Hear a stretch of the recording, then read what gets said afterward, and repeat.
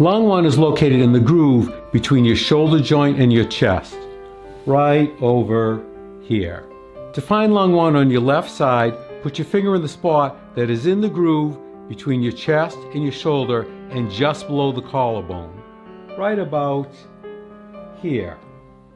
Now find a point that is about the width of one thumb below that. Press in to find a spot that is sensitive, sore, tender, or painful. That is lung 1.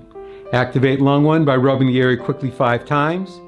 Take a break for a count of 5 and repeat 4 more times. It might look like this.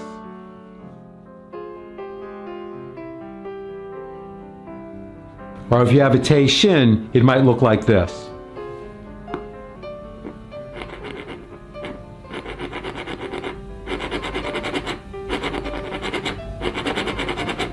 Now, find and activate lung 1 on your right side.